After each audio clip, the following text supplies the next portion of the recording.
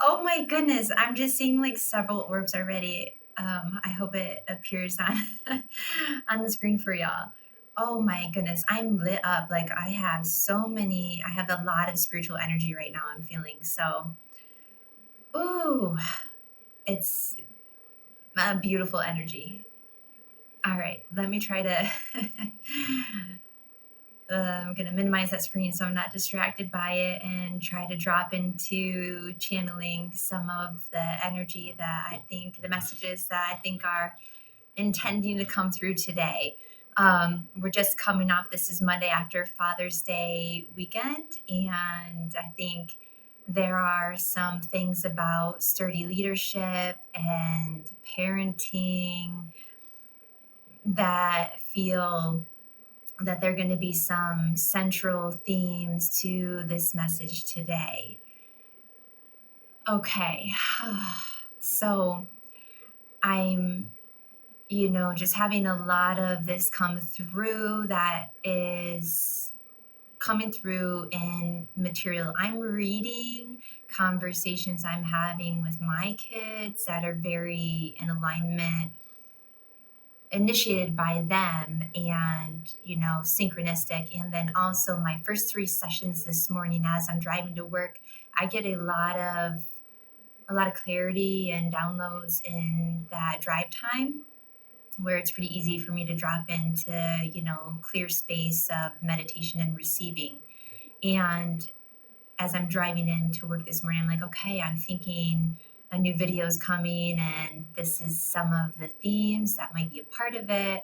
And sure enough, my first three appointments this morning are all confirmation of this, like boom, boom, boom, in alignment, underlining, bolding, italicizing what I was feeling was going to be the message, saying, yes, Miranda, go time on these themes that we're bringing through. Time for a new video indeed. And so there is a lot here about how to be a sturdy leader and leadership, really, which what better place to see that, to harness it, to lean into it, to grow, to learn, than your role as a father, as a mother, as a parent in parenthood, right? This is where leadership, I mean, I want to say like this is the origin story of leadership, of this is where to have it show up, if any place. And obviously I want to see sturdy leadership show up everywhere, right? I would like for everyone to work in a situation where any boss, leader, management shows up with this kind of sturdy leadership that we're going to be talking about today. There's such a difference between somebody who shows up in a leadership role, and there's a lot of language being thrown around here too, where instead of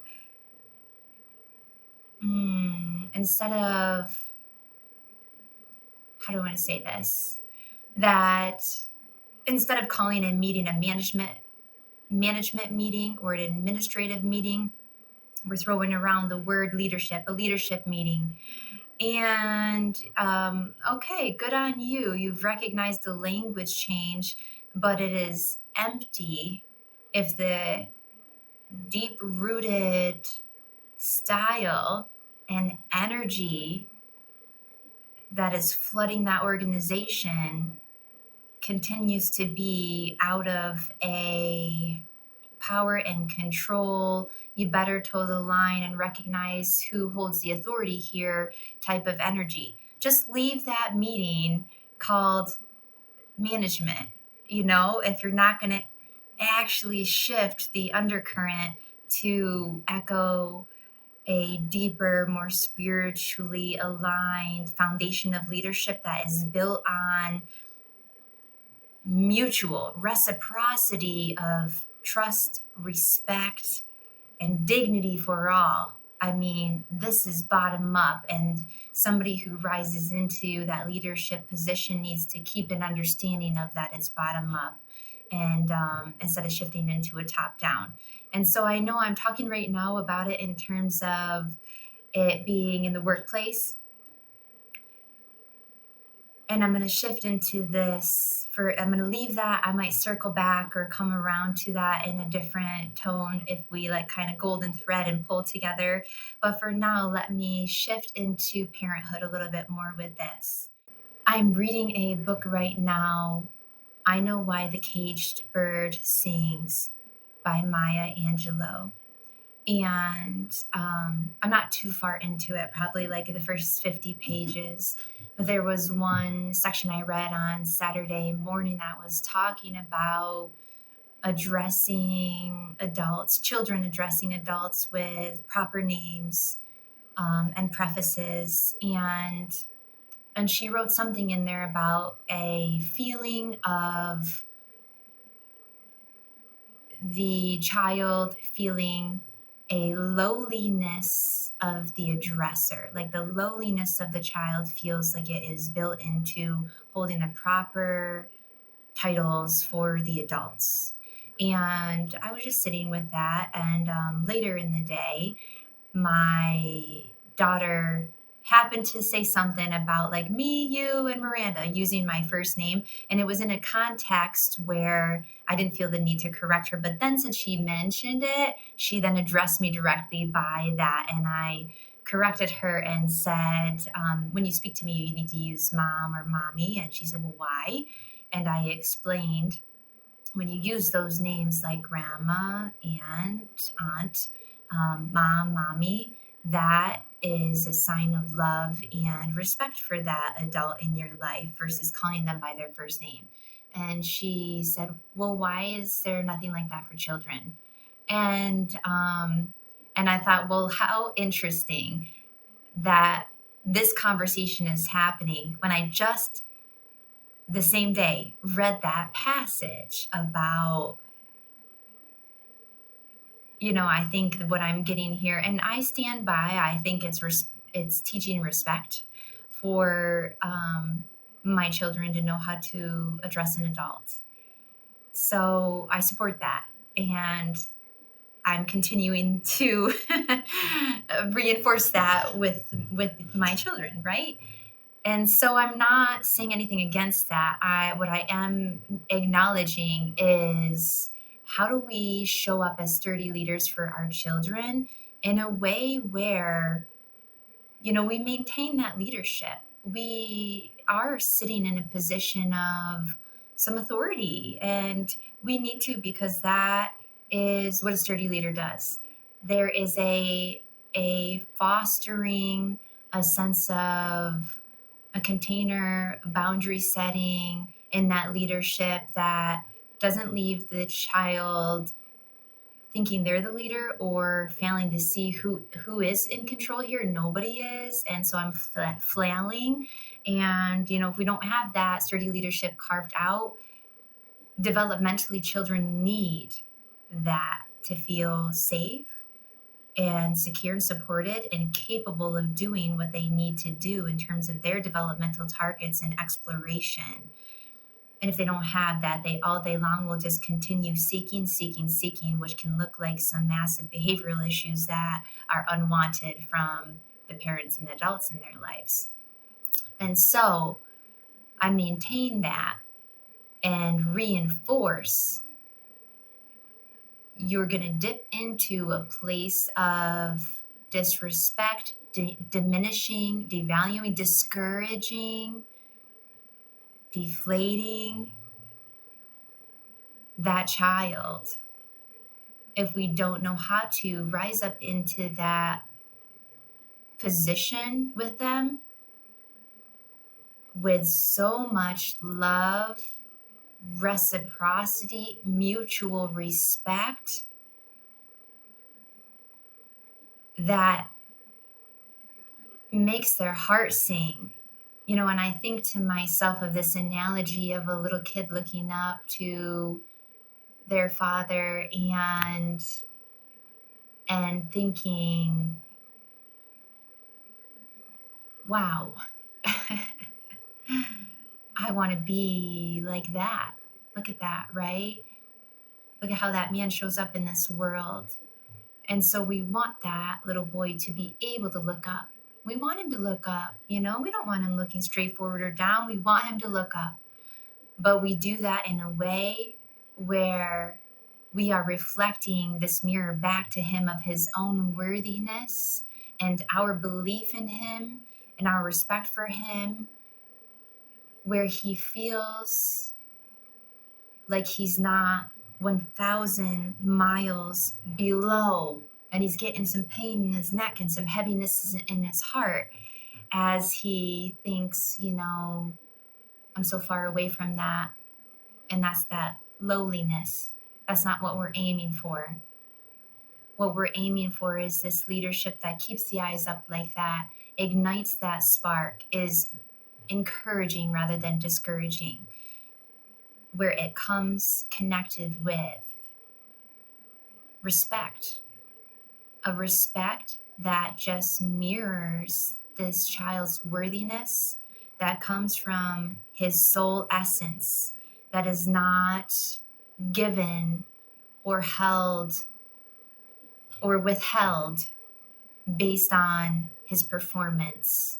That worthiness that is reflected in my eyes back to you, that gives you a platform, that makes you feel that you can look up without any neck pain because you feel this is doable for you, right? You're already made. You already have within you everything it's going to take for you to realize or self-actualize or come into accomplishment of what it is that I'm showing you that you can do also, right? And this is the empowerment, the sturdy leadership that I am noticing, that spirit has brought to my attention throughout this weekend and my morning sessions, and what people have come in talking about that has been triggered for them over the Father's Day weekend. And then I'll take this another step further. I had somebody this morning speaking to this of, Father's Day can be triggering for me for a variety of different reasons, but not even what's at the forefront of my mind is not even so much the traumatic experiences and unhealed wounds and relationship dynamics that I've been the relationship dynamics with my own history with my father, but more so how I am viewing my own fatherhood and having all these massive regrets or judgments of myself of, I didn't do the best I could have done, and I'm beating myself up for that. And we ended up arriving at a point where what's happening there is such a massive internalizing of that inner child woundedness associated with his father and those dynamics and what was perpetrated against him, I'll say, that is so far internalized. He's at rupture with himself. His relationship with himself has been damaged. And so it's difficult to depersonalize that. So on Father's Day, I'm more in some self-loathing energy and discouragement. And my worthiness is being called to the table in my own fatherhood, even though after the full session, after we did some healing work about that, after we did some recognizing, we pulled the person in his life who gave him that sturdy leadership, who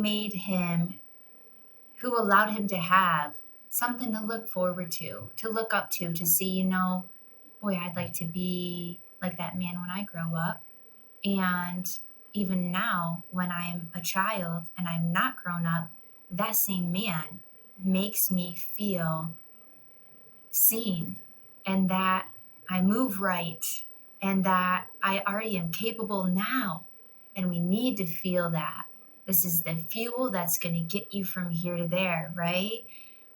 And at the end of session, he left saying, oh my gosh, I already feel so much better right now than I did yesterday. And like I've transformed my view because he's able to shift from a place of just this stagnant rupture with relationship to self that he drops into and gets entrenched in because of the echoes of the unhealed childhood trauma, that schema, that internal cognitive distortions that once we get to that space, it buckles us into it and we feel a little unable to move back out of it. And so this is rupture and repair. Rupture and repair. When you're thinking about parenting and really relationship dynamics across any connection, any relationship, that's the flow. That's the natural flow.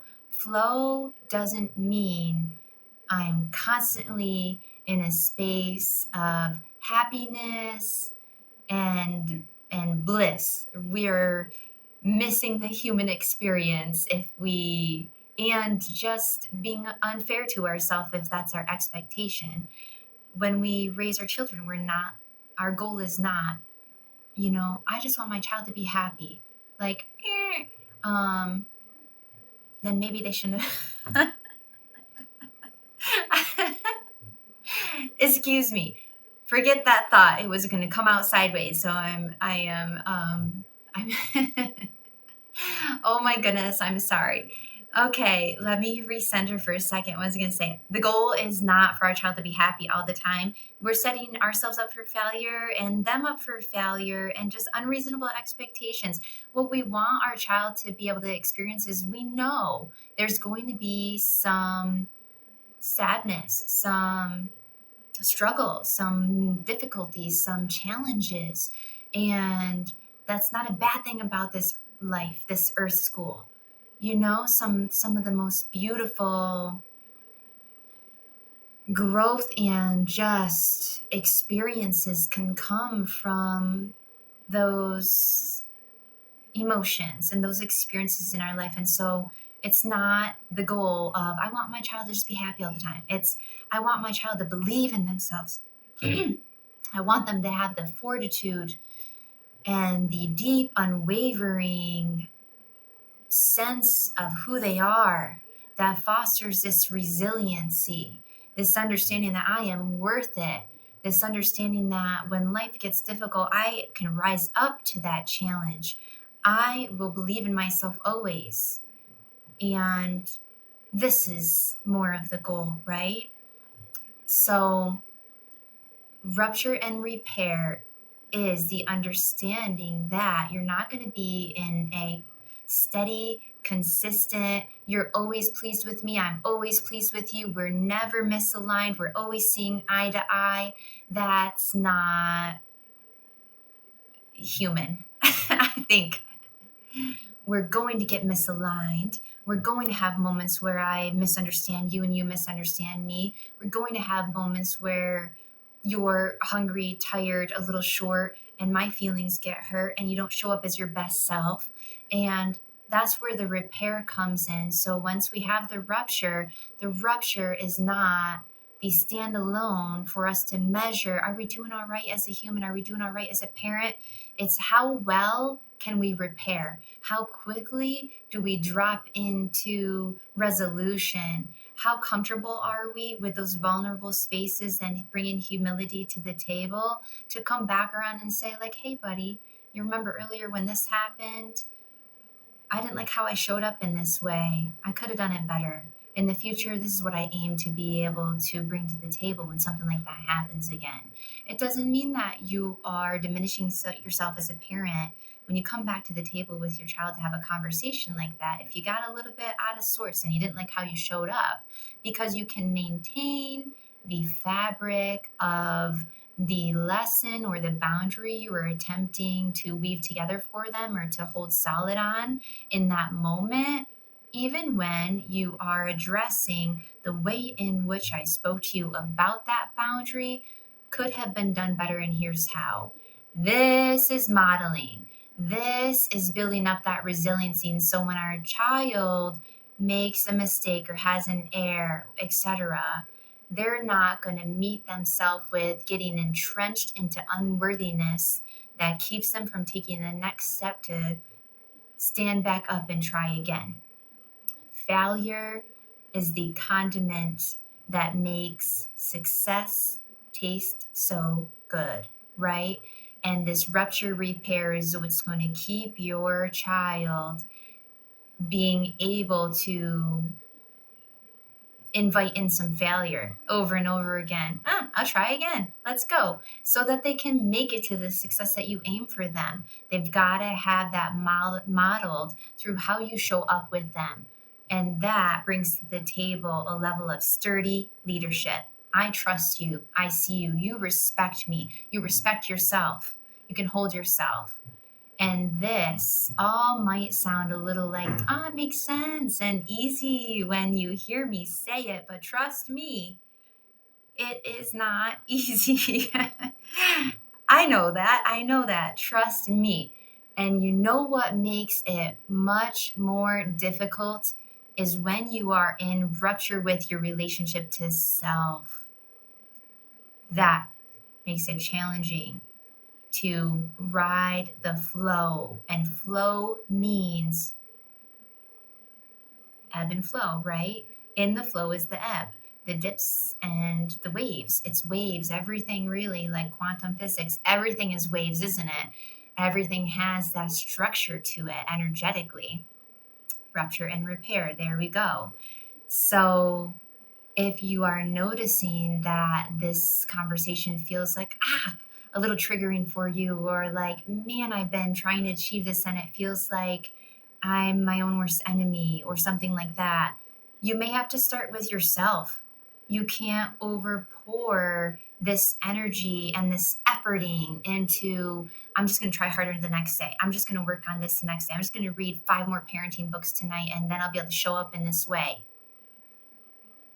Because if you are neglecting yourself, if you have unhealed inner child wounds that you'd rather just, like, I'm just going to put this in my back pocket and just like leave it there, you can't do that. Relationship to self is the foundation of all relationships. And you know who is going to be the most triggering to any inner child wounds that you have left unhealed and have not wanted to commit the effort or the energy or carve out time and space to go to therapy for yourself. Who's going to be the most triggering to those inner child wounds? Who's going to be the most cut from the inside out by the sharp edges of us that show up related to the glass we never pulled out of our skin from the the damage that was done when we were a child? Your child, for sure. This little sweet innocent baby that you love the most in the world, right? You deserve to acknowledge and heal and take care of yourself. You can't overpour through some codependent dynamics and efforting and have that bring your best self to the table for your child. You deserve to be able to get really good at the repair within your own self. And this is coming into more of a sacred divine union in your relationship with yourself. When I feel this rupture repair between the deepest truths of who I am at a soul level and my identity or my humanness and my ego presentation that happens at times, I'm really good at noticing the rupture and getting right into the repair with myself, right? Then, ma'am, you can show up and do that in a much more fluid, genuine, beautiful, sacred, calm, steady waters kind of way with your children. And like I said, you deserve that. They deserve that. There's a period in my life where that energy was real for me at the end of the night when I would sit down and be like, I don't like how I showed up today in my motherhood. Like, let me read these 10 articles before I go to bed, and try again tomorrow. And you know what? It wasn't even about that. It wasn't about how much knowledge I had. It wasn't about how many frameworks I had. It wasn't about all the education I could glean from these articles I was reading. It was, I wasn't feeling the level of safety, support, love, carving out the space I needed to show up for myself and creating an environment that modeled back to me my own worthiness. And if I wasn't doing that for myself, I mean, I didn't realize that at the time, right? Hindsight's 2020. This is all in retrospect as I've walked along this journey and come to the place I'm at now. If I wasn't able to do that for myself, you know, this heart space energy, that's the depth that I was going to need to tap into to be able to show up as that sturdy leader for myself and my children and everybody else in my life who I love and who loves me. And now I am going to bring this full circle into the workspace. We can't show up with false leadership. That where's the title of leadership and marks on the calendar, leadership meeting. And within that are a whole bunch of people who have not come to rupture repair with themselves and are not at divine union inside. And when you don't have that and you have a responsibility while you're constantly in the state of rupture, there's a lot of ego that can rise up to the table there. And there can be some great potential for damage, toxic stress, toxic work environments for the people who are having to experience that type of leadership, right? I am thinking just for a small little I guess I'll say this. The type of leadership that dips into dictatorship or the kind of when you meet me with a question or a concern or a discrepancy, instead of being able to see the value that you bring into the table where you're seeing something I might not be seeing that is deserving of conversation and acknowledgement and bringing light to that so that we can create a better space for everyone and improve some systems here. Instead of doing that, I immediately get defensive because I'm so in my ego that I shut down the conversation. I've seen this happen time and time again, and I have also seen it specifically in relationship to, I want to say,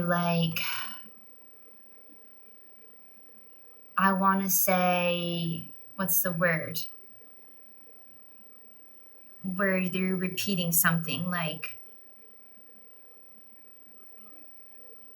I'm thinking of a very homogenous place where there's not a lot of diversity and, you can, I guess what I'm trying to say is I have directly, sat at tables where I witnessed someone who comes from a minority population expressing their truth and a very homogenous leadership immediately questioning that truth and reflecting it kind of back. And here, what I'll have to say is to think that your assumption or interpretation can allow you room to question legitimacy or dismiss what someone is saying when that person is saying it out of lived experience and you do not have lived experience, you may be moving from a seat of false leadership if that is what dynamic is playing out. I'm thinking of like final note, if there's final notes I want to allow to come through here. Let's see. Hmm.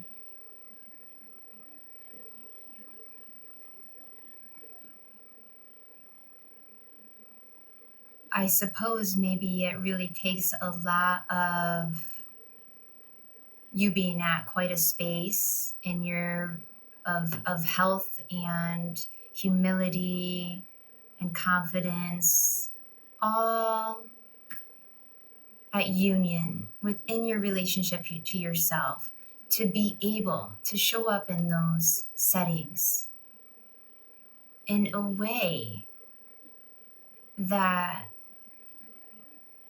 allows other people who are experiencing your leadership to feel valued, seen, supported, to feel that you are creating a container, the structure where you have a confidence, you are holding some respect, you model like it makes sense to me that this person's in a leadership role. I trust that. I feel safe inside of their leadership. And at the same time, I feel aware of my unique worthiness and value and what I bring to the table. That at times, the person who's in that leadership role may not have what I have.